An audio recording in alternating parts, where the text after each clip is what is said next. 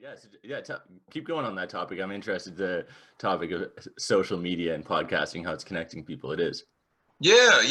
So okay, so I'm saying that in just thinking about, and I'm gonna connect it with Clubhouse. Are you familiar with Clubhouse, the new app that if you have an iPhone, No, it's like a Jordan okay, might be.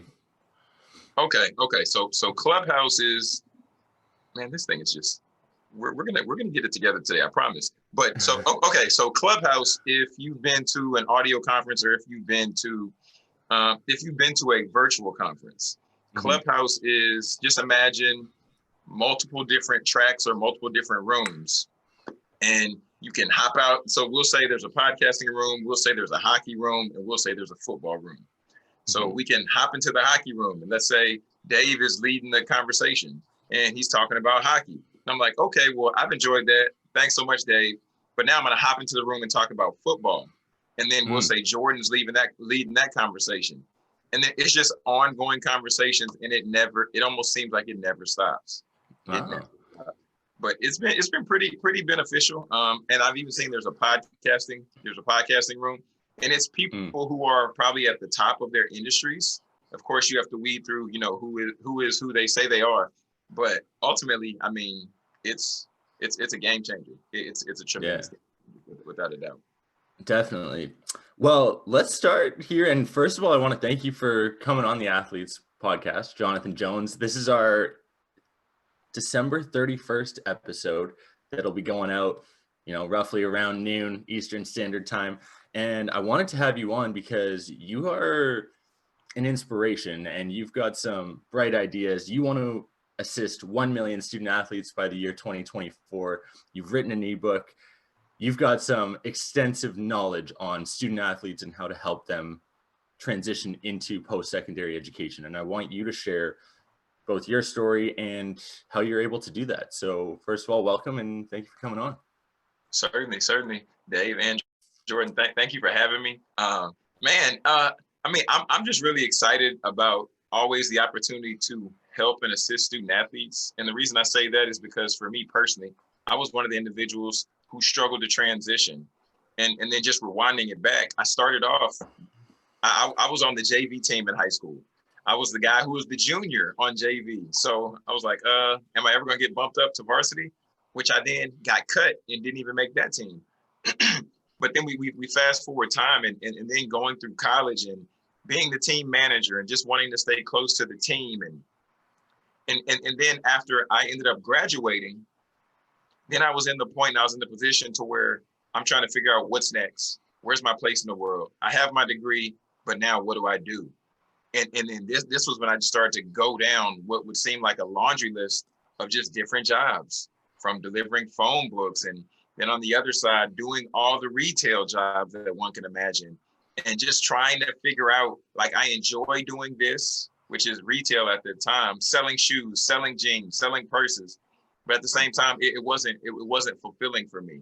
So getting to this rock in the road, and I'm still living at home, and I tell my mom, I'm like, Mom, I don't know what I want to do. I'm not sure where I'm supposed to be. I don't know what that looks like. And then I got the opportunity to where I was put in the position to work for a nonprofit.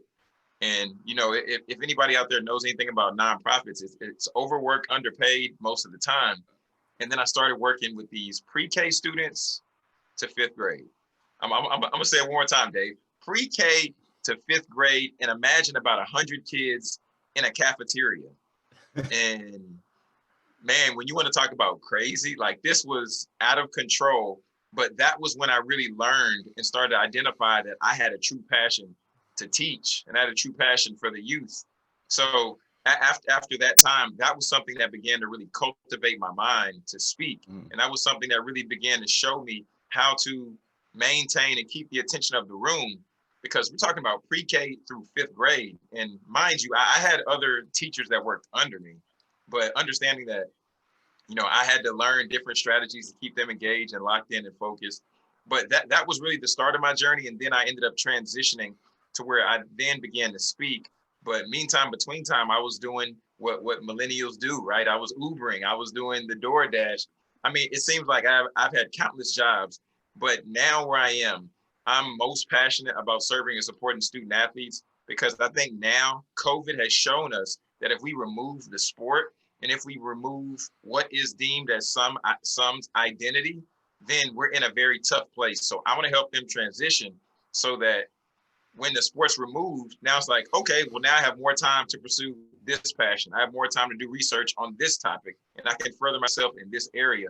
But man, that's what really brings me here today. And I'm really just excited just to be here with you all, and grateful for the opportunity just to share.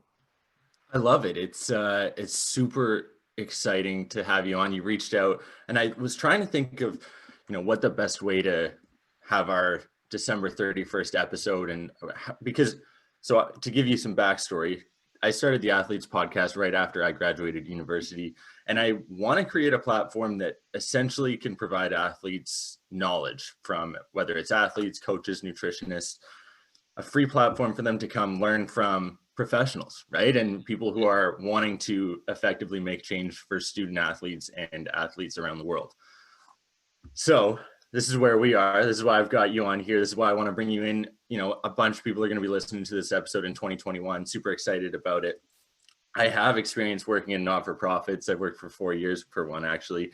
And so it's amazing because our demographic of kids was ages of 4 to 17. So I'm very familiar with that pre-K to 5 age group. And, we were putting through 100 kids in our summer camps. But the point I'm trying to make there is that I think we both share that same passion to help people and to provide knowledge and to share the insights that we wish we had when we were younger.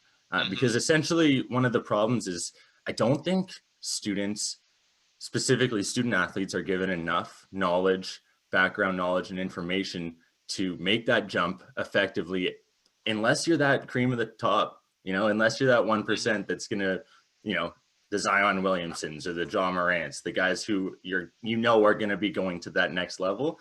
But there's nothing for that medium crowd that, there's a lot of diamonds in the rough that we need to be helping as individuals. So I hope that we can continue doing that with this podcast. You can continue doing that with your ebook, essentially continue helping athletes. So I want to bring up a couple of the different topics that you've shared on your social media, because it's super cool. I was drawn in as soon as I found your page. I was going through, you've got some amazing little clips in there. You talk at the University of Arkansas about being ready versus being prepared. Mm-hmm. Can you go into detail about that and tell me the difference? Certainly. So this was something that I actually borrowed from my coach, Kendall Ficklin, and I heard him do a presentation. I was like, wow, that's really good. When you hear something really good, Dave, like, I'm going to keep it. I'm going to just, use that for myself. But ready ultimately is being in a position to where it's the emotion of it all. Right. So before a game, we'll just go with the analogy of competing, and we'll just say a hockey game. But before a hockey game, you're ready, you're excited, you have your music blaring, you tape up your stick, like you have your gloves on, you're ready to go, you're excited, you're in the moment. But then the question really is, but are you prepared? Do you know where you're supposed to be at this time or that time while we're executing this play? Did we practice this shot? When the puck comes to me, do I need to do a slap shot, or do I need to just try to chip it in? Like these are things that we have to begin to assess and also identify, because I think this applies ultimately in our lives. If we're talking about relationships, if we're talking about career path, if we're talking about passion, having the energy for something is great. And as we're coming up on New Year's, it's, yes, I'm ready for 2021. New year, new me. Well, no, if it's going to be a new year, but yet it's still the old you and you're still doing old habits, then you're ready for the new year emotionally, but you're not tactically prepared and you don't have strategies in place to make sure that you're able to capitalize on the new year. So that's really the difference. One's more so emotional, one's more so strategy, and one's more so tactical. That was bang on. That was what I was hoping you were going to answer, because I found that so many skills that we learn in sports are foundational to success in the workforce, in relationships, wherever, right? Determination, resiliency, a desire to be the best, how to win, how to lose gracefully, playing as a team. You keep referencing hockey. I love it because I'm wearing the World Juniors jersey, but I think it goes for any sport, whether it's individual, team sport, whatever the case. But many young people need to be taught that those skills are transferable to their work experience and their life Mm. outside of sport. And so do you see that as a part of your role and to help them make that connection? Dave, man, you're speaking my language, man. You're really speaking my language. We're vibing right now.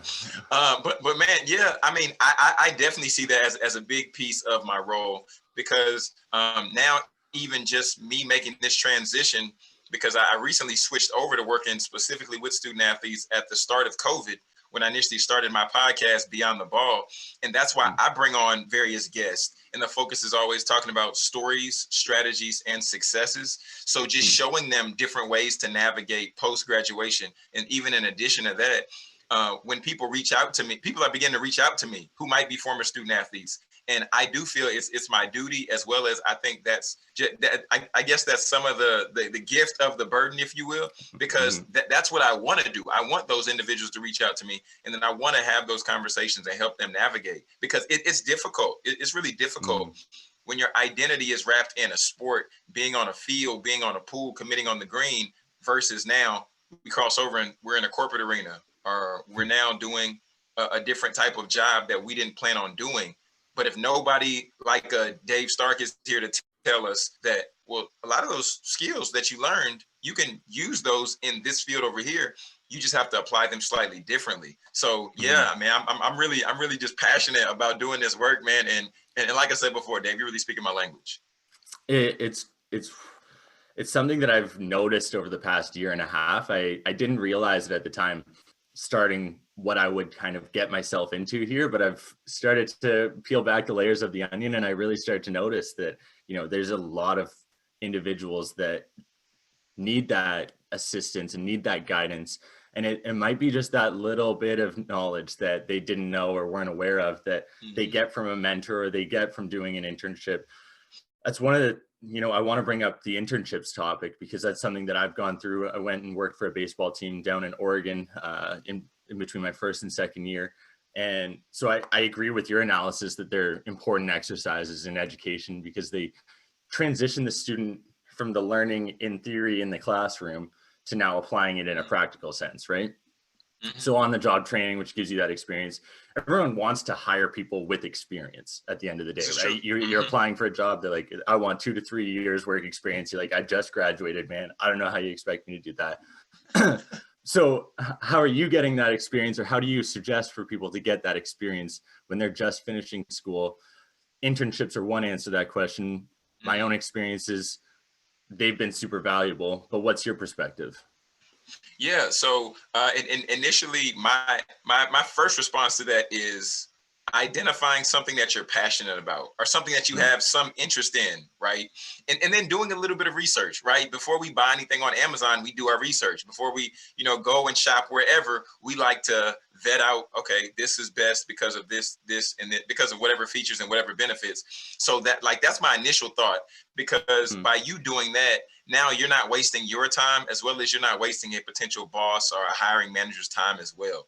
So we want to vet out those things. And then as we begin to look at them, begin to see what are the requirements, right? So if there's somebody who might not be somebody who's fond for physical labor, then they might not want to look at working for FedEx or working for UPS. So as we began to assess what's required and what's expected in those job duties and those job titles, then we'll begin to weed some of those out. And then also, I'll just share this other tidbit. The University of Michigan, they do an excellent job. They have what's it called? It's the MAC, so it's the Michigan Athletic Career Center, and Okay. they're one of the kind in the United States. And what they do is they help athletes go through this process, but they encourage the micro internship. So if an internship is the complete summer, I think a micro internship might be like 2 weeks or might be like 4 weeks. So now instead of getting one internship experience opportunity, now you're getting multiple. So you're seeing, okay, I like this, didn't like this, I don't like that one, or I really enjoyed this. You can begin to weed those out and then revisit that experience once again. So ultimately, it comes down to identifying an area of interest or an area that that intrigues you, and then just taking time, diving in, and seeing what you like, seeing what you love, and seeing what you do not. Right. Yeah. It's I applied to. I'm writing an article for the Club Management Quarterly. It's for the Canadian Society of Club Managers. So my real job that brings in money so that I can do this is that private club, not-for-profit organization. And the article I'm writing has to do specifically with internships, mentors, how they apply, how beneficial they can be.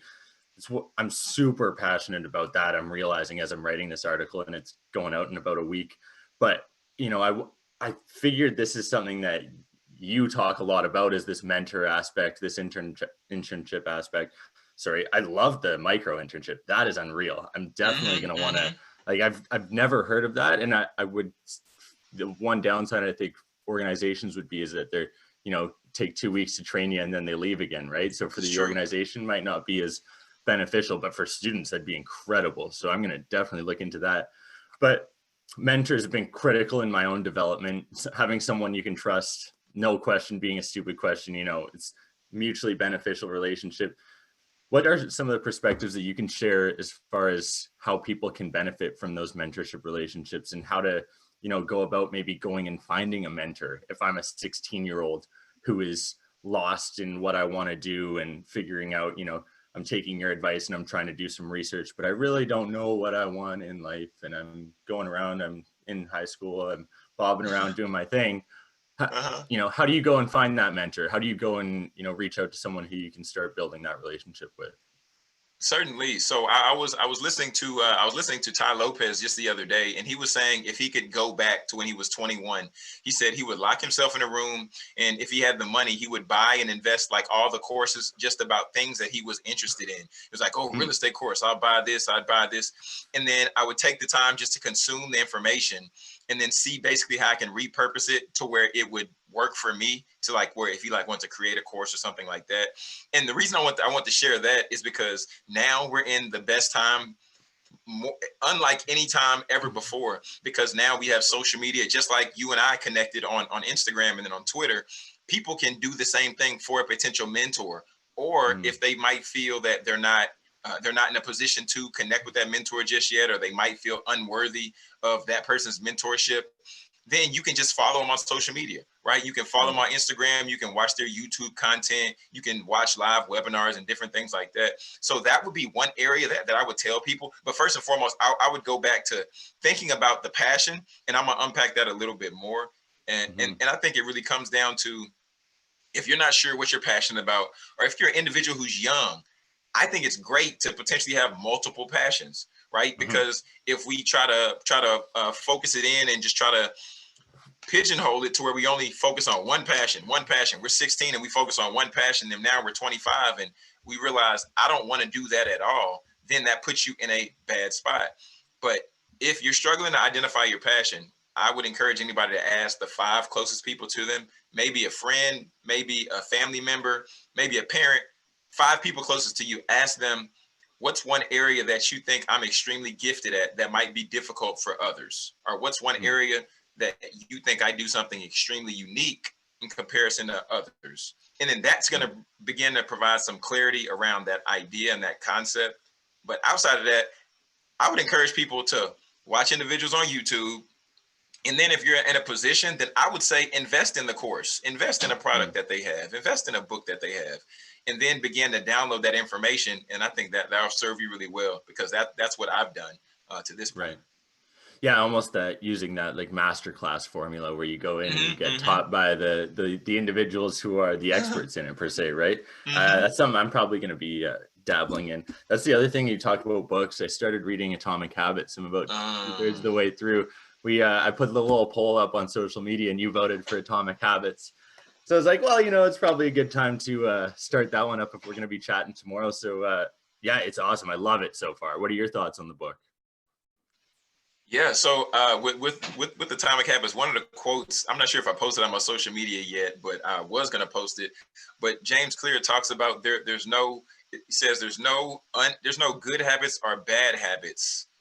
I can't remember the other part of the quote, but ultimately, just thinking about that aspect of there not being good habits or bad habits, but ultimately, I think it really boils down to the level of discipline like that you have when you invest in what you say you desire to do. Because you and I and everybody else listening, we can achieve whatever it is we really want to in our lives. But the question just boils down to, how disciplined are we in pursuing that goal? How bad do we really want to achieve that task? And then the other side of it is ultimately, what's the purpose behind it, right? Because if you're striving to be in a position to where you want to make $1 million, well, why do you want to make $1 million? If there's no reason other than I want to make $1 million so I can look at it in my bank account and I can smile and then just lay on it, then I mean, you won't be that driven when you hit like a fork in the road or when you hit a wall. Versus if you want to make $1 million so that you can do philanthropy and then just help other individuals in whatever area, then there's going to be a bigger force driving you because you know you have other people counting on you. Mm-hmm. Yeah, one of the things that stuck out to me was those, good habits versus bad habits. You don't necessarily need to be perfect. You don't need to count your calories every single day to make those gains and make see that progress, but you need to be consistent with your habits over time, and it's going to compound long term, right? It's the same as investing in the stock market, right? You're not going to make money if you don't have any money in there, but if you put some in and you continue growing that, it's going to benefit you long term. And the other quote, I can't remember, I should have had this, but it was talking about how you benefit from the long-term aspect of creating these small changes in your lifestyle currently. No one thinks about, I'm going to eat one donut now. You get that pleasure. It's awesome. It's great. Fantastic. Whatever. But if you do that every week, that's 52 donuts in a year. That starts to add up long-term. Right. Wow. And I try and figure out different ways that I can continue to grow as a human being. That's part of what I'm doing with this show is I'm as selfish as it is. I think this is a fantastic opportunity to learn from individuals like yourself, what you're doing to become a better person as well. So one of the things I'm trying to share and pull out from people that come on the show is, what are those habits that you have currently in place that are benefiting you the most? You think, what would be your piece of advice that you would say has benefited you tremendously for, the last 10, 15 years? Certainly. One of the things I've realized over this past year, so at first I thought that I needed to get one of those fancy planners to start the year. And I had the Passion Planner. Bought the other one that was the Firefox. I was really excited. But then I realized all I need is this right here. You can't really see it because it's just bright. But basically, I mean, I have a notepad and I initially would start out as we're getting, so today's like the 29th or 30th. So yeah, 30th.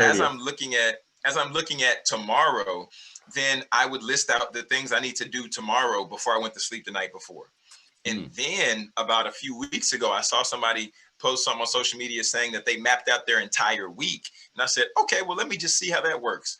So then I mapped out my entire week. And now I've been able to see improvements because now I'm not wasting more time to sit down and write and try to identify what I need to do, because the majority of what I need to do is there. But just like you said, making the adjustments also has been extremely pivotal. So if I need to, make a slight tweak there or add in time for me to log in on Clubhouse or something like that and just share, then, that's what I do. So writing everything down has been really beneficial. But then outside of that, just getting with somebody to also hold me accountable. So I also joined an accountability group. It's called the Morning Meetup.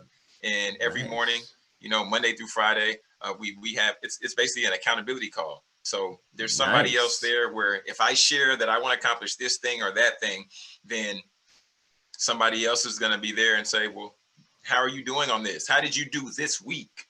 So just like you said, making the adjustments as they need to be made so that ultimately if I'm getting off track, I'll catch it sooner and it won't cause as much damage as potentially as it could be if I checked in like at the end of the year. Let me see how I did this year. Well, John, you missed, you just messed up so many weeks ago. But yeah, those are a few things that I've seen to be really beneficial. James Clear actually talks about having an accountability partner in this book as well. He talks about the benefits that it has of, being able to bounce an idea or have someone who's holding you accountable, how beneficial that's going to be. Someone I'm looking for. Jordan might be that guy for 2021. We'll see. Are there any other books or articles that you refer to or have read that student athletes should go towards? I'm interested because I'm trying to do more reading in 2021. That's one of my habits I want to instill. I want to make sure that I'm constantly learning. every single day, 365. What other books would you recommend for some student athletes? Yeah, so I have to say this is a shameless plug. So my first book is called Process. It's called 14 Surprisingly Simple Behaviors to Skyrocket Millennials to Success. That book right there, I firmly believe in, and I've had good success just in regards to hearing feedback from other people. But I apply the principles within that book, and I mean I refer everybody to that book personally because there are strategies that I've applied in my own life, talking about like how to be positive, talking about how to be professional, how to be educated, even outside of the sense of academia. So that would be one book that I would reference. In addition to that, I love The Magic of Thinking Big by Dr. Schwartz. I can't remember his first name, but that's a book that really shifts your mindset. And then they even have tangible self-help principles in there where it like lays out a 30-day improvement plan for your life. And it's like one of those old school books, but it's gold. It's true gold. The Magic of Thinking Big. I believe everybody should read that book because it really challenges your belief and your mindset. So those would be two that I reference. Is there any other book that and I mean, Atomic Habits is also a great one. Atomic Habits. There you go. I had to tee it up for you for your first one. I figured I'd give you the shameless plug there. It is I read through it. It's a fantastic book. It's not a long read, so it's something that's easily consumable. And I think that's huge for student athletes. Like when I was in grade 12, I didn't want to read a novel. I'll be honest. I had no interest in doing that. Right. So you've identified your target demographic and target market, and you hit them with what they need. Where can people find that? Oh wow, I didn't even refer the book for student athletes. Oh my goodness, I just thought about that, Dave. I didn't even. I'm trying here, Jonathan. Oh man, you are man. I'm making you work really hard. I'm making you work really hard. Okay, so ultimately, I mean, I would encourage people just to go to my Instagram. Go to Instagram.com/Jonathan Jones Speaks, and I have the link there to where it will link you to where you can get the free ebook download for the student athletes and for staff or people who serve and support them. And that book is geared towards 7 ways to ultimately where we can further assist these student athletes for success in their transition. But then also in my Instagram link, I mean that's where you can get to my website, and that's where I have my other book and all that other good stuff. So yeah. That's where you can go.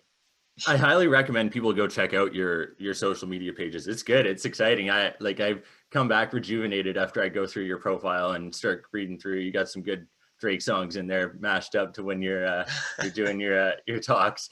One of the other things that you talk about is mental health, and obviously it's a huge subject right now. There's so much awareness and support out there.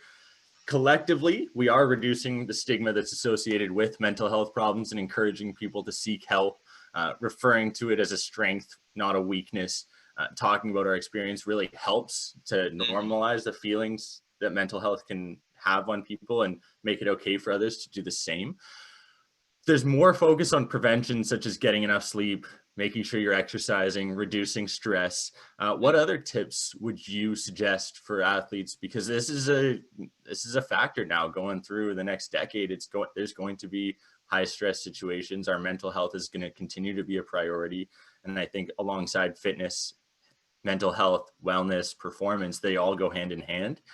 Where do you think some key pieces would be for making sure that your mental health is in a good state?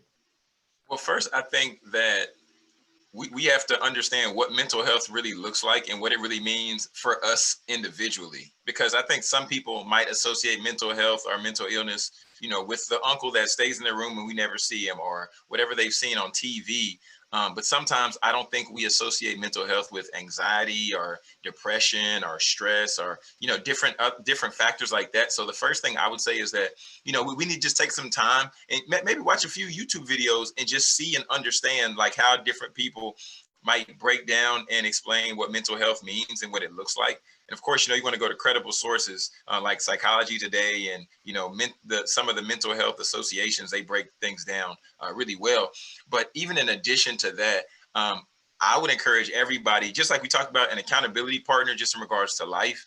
I think an accountability partner, or just somebody that we can just share with. Like I almost want to say we can just like dump all our stuff for the day, like just share with them. I had a terrible day. I'm upset about this. I feel this way and that way. Like creating an unfiltered environment, and having a friend to where you can have cultivated an unfiltered environment. I think it's really healthy, because now you're not holding in things, or you're holding in stuff trying to be someone else or put on a front and different things like that. So I think that's a really big piece as well.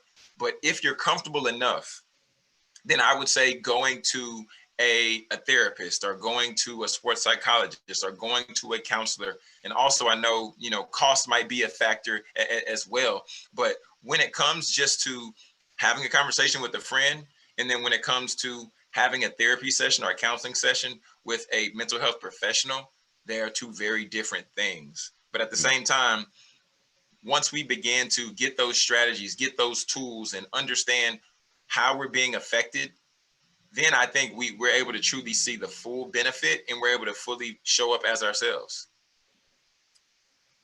Showing up as ourselves, that is something that doesn't get talked about enough, because a lot of people are putting on a lot of different fronts depending on the situation or the environment that they go in. For example, they show up to basketball practice, they are the most motivated, dedicated individual you'll ever see. But then as soon as they get home, they crush a cheeseburger, they drink a soda, and they sit on the couch for the next 4 hours. And I think that's something that, might have to do with mental health, and the fact that maybe they are, they can work really hard for those 2 hours, but after that they are drained, and that's it. That's all they can do for that day.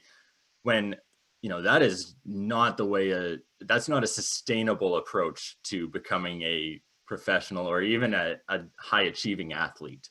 And I think that's something that, people may be losing touch with, in the sense that if you want to get to that next level, if you want to become the best of the best, the Steph Curry, the LeBron James, you need to be sleeping, and breathing your sport, and consistently getting better. I mean, Atomic Habits references getting 1% better every single day in whatever aspect. There are so many things that you can be doing, and there is not enough time in the day. And I don't care who says whatever, you can always be doing something to get better. And I think that's something that's lost on athletes nowadays. I mean, JJ Watt went on his huge rant. I don't know if you saw that a couple of days ago. And I want to bring that up, because he talks about, this is a job. Professional athletes are coming in here day in and day out, and you are paid to perform on the field, on the ice, wherever it is. There are fans in the stands that are watching, that are spending good, hard-earned money to watch you, to put your jersey on their back. And when you're not putting in that 100% effort, you are disappointing them, and you are disappointing everyone around you on your team. And I think that's, JJ Watt, I feel like that his clip there is what he should be saying in the locker room, maybe not to the entire media staff, because I think ultimately that's a conversation he should be having with his team. But nonetheless, he said it to, the entire world to see. Now it's got hundreds of thousands of views on Instagram and social media. But, that is the pro athletes need to recognize that you have this weight on your shoulders constantly. And that JJ, I don't know, I'm curious, what are your thoughts on JJ's little rant there and how he approached it? Yeah, I mean, I think it's accurate, and then also I think he probably, because I mean their record is terrible according to him, and I think he probably has said, if I assumed, I would assume, because I know he's a vocal leader from just what we've seen, but I would assume that he's had that conversation in the locker room, and then also when you're a true competitor, and when you're serious about what you're doing in whatever line of work it might be, then that shows. And when you want to win, and you want to compete, and that you're not giving, or the team isn't giving their all, then that's going to come out. So him sharing that, I think he's really just letting the world know that he's not okay with losing. Because sometimes when we see some of these guys, and some of these young ladies, when they make it to the elite level of status, if that be competing in college, or if that be in the pros, then we assume that, oh, they're content with losing. They signed $100 million deal, so they're fine with losing. They don't care, because they're paid. But I think he's trying to show us that that's not the lifestyle that he's living, and that's what he wants people to understand, because he's really for the city of Houston. I mean, from and he's shown that in that interview, but then also I think when something happened in Houston, I think he came out of pocket a significant amount of money to pour into Houston. So I think he's trying to let us know that he is well-rounded and that he's for the city, not just for the sport, but with his heart. Mm. Yeah, and this is certainly not a chirp towards JJ Watt, because that guy would eat me for breakfast. But it is interesting to note the fact that like he's got to be frustrated on that team.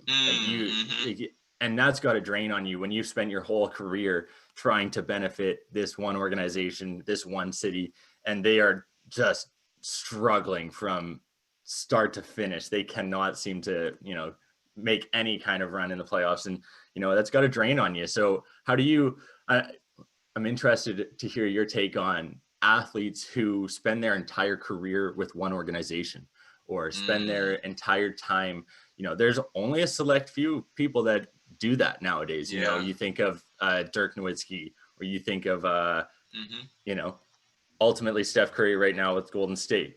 You think of a Sidney Crosby in hockey with the Pittsburgh Penguins. Like, it's few and far between now. Is that because the money is such an attractive feature for other people for teams to use, or is it, why is that? Because it used to be back in the day that, if you got drafted to an organization, you were staying with them for a long time. Nowadays, like, especially in the NBA, they don't give a damn who they are with. They are going wherever. So I think it's truly a case-by-case basis, and we'll never know the nitty-gritty getting to it. And I'm gonna preface this by saying I'm a Kevin Durant fan. Like, I'm a true Kevin Durant fan. Yeah, I'm a Kevin Durant fan. But also when we really look at it and we think about some of the guys like a Steph Curry. Steph Curry is going to the Hall of Fame regardless. Okay, like he's going, like, without a doubt. So he can stay with Golden State. He can bounce to wherever. But some of these other guys, and I think they're beginning to look at things from a legacy lens. And the reason I say that, because if Kevin Durant stayed at Oklahoma City the entirety of his career, he would have been a Hall of Famer, but he would have been like a Charles Barkley, one of the guys who never got a chip, as they call it.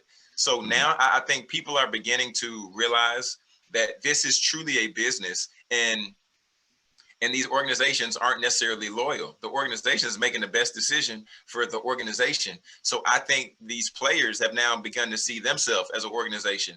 And those who are staying, like the Damian Lillards, and who are saying, I'm not going to team up with somebody else, I'm staying loyal, then I mean, that's admirable. I give his I give his integrity a pat on the back, and I give him the kudos, but he's not going to win a championship in Portland if he's the only one there and he's saying, I'm not going to team up with anybody else. So my own personal thoughts are, at the end of the day, you have to make the best decision for your family, and you have to make the best decision for your legacy, and how you want to be remembered is how I think is one of the things I think that should be factored in when they make that decision. But like I said, I'm a Kevin Durant fan, man. Hey. Yeah, fair enough. Well, hey, Kyrie and him right now are doing some tremendous things in Brooklyn. It'll be interesting to see what they look like at the end of this season. I think they'll be vying for a championship. Definitely, both of them staying healthy. I think they're going to be a tough duo to beat. Couple more questions, Jonathan. I noticed you did a TED Talk for young kids. And how is that different than talking with, maybe that teenage young adult group? What's the difference? How do you apply it? And, where do you see that perfect or that ideal age to really start honing in on your craft? Yeah. So one thing I think that's really phenomenal about little kiddos, and I think sometimes we don't give them credit for, is that they are extremely intelligent individuals. Like, they really are. So the content that I really shared with them, I would take that same content and then share it with a grown audience or college age students. But at the same time, with working with kids, you should have to make it a little bit more engaging. And even in addition to that, you have to be really unique, and you have to think outside of the box. So when I did that TEDx talk, I was very intentional on me having 3 props, and those 3 props happened to be toys. And, I was making different sound effects, and I had the fire truck, and I was like, woo, woo, woo. So, I just wanted to incorporate different things, and I allowed myself to be a kid in that moment so that I can meet them on their level. And once again, not taking away anything from their intellect, but at the same time, just really making it more fun and more engaging. So that would be just what I had there. And what was the other part of the question, Dave? How where your best time is as an athlete to really start to dive into your craft, because I think that's something that, it's one of the things that gets brought up all the time is like this specialization for young kids. They start skating at the age of 5 years old, or their parents want them to be training like they're in the NBA at 6 years old. Like, man, I am a huge advocate, and the 62 episodes previously on the Athletes podcast, a lot of the individuals I've had on have shared the fact that it is so important to have a diverse background of sport, athletic experience growing up, so that you have the ability to do whatever you want. I never played anything at the highest level, but I basically played every sport possible growing up through high school, leading into university. I think that is what enables a lot of multi-sport athletes to get to that high level, is because they have so much athletic knowledge, whether it's with their body specifically or whether it's with the sport specifically. And so when do you think is an ideal time to really start to hone in on your craft after you've got that widespread knowledge? Yeah. I think it comes down to when you make the decision, or when the decision has to be made for you. Because if I think back to a lot of different just high elite individuals in their sport or in their craft, some like a Bo Jackson, some like a Deion Sanders. And of course, these are individuals that are anomalies without a doubt. But these individuals were playing professional baseball and professional football because they were that great at both, to where a coach wasn't going to say, you have to make a decision. It was like, no, we want them on the team that bad. We're going to allow them to do what they need to do so that they can. But a lot of times I think some of us, we might leave too soon, right? Because for me, looking back, and just to your point, I played soccer, and soccer helped me with my coordination and my footwork. And then I got a little older, and then I played t-ball, and then I realized I wasn't great at t-ball. But then as I stretched out, then my frame made sense for me to play basketball, and I also wanted to play basketball. So, I think just as time passes and as these individuals are getting experiences, I would encourage that, if you're in a position, if you're a parent or anything like that, you're in a position, then put your child in the position to where you can get them a soccer ball, a football, a hockey stick, whatever it might be, and and I actually even played roller hockey with my brother. After watching Mighty Ducks, we went outside and we were playing roller hockey, and I never thought about that until this. Great job, Dave. But so I think you get the experiences, you see what you like. And just like they talk about, some friends are for a reason, a season, and for a lifetime. Some sports are for a reason, a season, and a lifetime. So allow yourself the ownership and the power to decide where they go. Was it for a season, or was it just for a reason? You watch Mighty Ducks, or is it a lifetime? Because basketball was my sport, but now speaking is my sport. And this is what I love to do at the highest level. So, that would be just what I would, share for the individual who might be forced in a position to where it's like, you have to make a decision, and then really ask yourself, do I have to make a decision, or do I have to, or do I not have enough time to play baseball and football and study and be in band, right? That's a time when you have to make a decision, but make the decision that you want to make. Yeah, find your priorities, right? Identify what you truly want to do. I mean, it's going to be tough to schedule and band in between basketball, hockey, and volleyball practice, but some people do it. I love that you referenced Bo Jackson or Deion Sanders, like two of the greatest athletes of all time. Yeah, let's drive towards them. Jonathan, one of the ways we wrap up every episode on the Athletes podcast is we ask the individual we are interviewing what their biggest piece of advice would be to the next generation of athletes. And you have the unique opportunity to provide this advice at the end of 2020. People, this is tomorrow, this will go out tomorrow, this episode, and this is gonna be the last episode that we have in 2020. It'll be what we've done, 49, Jordan, something like that. And you have the pleasure of wrapping up our 2020 season here on the Athletes podcast. Jonathan, take it away. Here we go. Wow, man, this is really exciting. So I'm gonna give a two-parter, and I have to give this two-parter. So the first one would be don't get caught up in the numbers, and I mean that applies across the board, right? Because so often if we're playing a sport, we're looking at the numbers, just like when you're watching the Clippers the other day, they were down by 50 at halftime. when we start looking at the scores, we're like, okay, I'm quitting. We're down 50. I'm not competing anymore. Oh, it's 2020. When's the world going to open up? I'm not worried about it anymore. I'm just going to stay inside. We can't get caught up in the numbers. We just have to stay locked in the game. So that would be the first part. And then the second piece, Dave, people got to start a podcast, man. You have to start a podcast. And the reason I say that, and I'm pushing this on all student athletes, wherever they are, all across the board. I was a Division III junior college basketball player. Before that, I was a Division III junior college team manager, okay? But now I'm able to make a living speaking and doing my podcast because that's what I'm passionate about doing, and because I know that by me doing the podcast, I'm serving and supporting the audience. Why am I encouraging people to start their own podcast? Because if you're getting ready to graduate, podcasting will position you for any job because you're working on your soft skills, you're honing on your communication, you're honing in also on the ability to schedule interviews, so time management. You're doing so many different things, and you're learning to edit audio, edit video, social media promotion, and marketing. Who would not want it? I just listed off job specs for somebody for I don't even know what job, right? Because that can apply across the board. So, man, that's the word of advice I'm giving to the good people. They need to make sure that they don't get caught up in the numbers. 2020, 2021, 3021. Okay, the numbers do not matter. At the end of the day, it's your life. Just focus on being who you are, showing up who you are, and start that podcast. It's time. It's well overdue. I love it, man. That was awesome. I wasn't expecting that answer, but I love the fact that you mentioned how transferable podcasting is.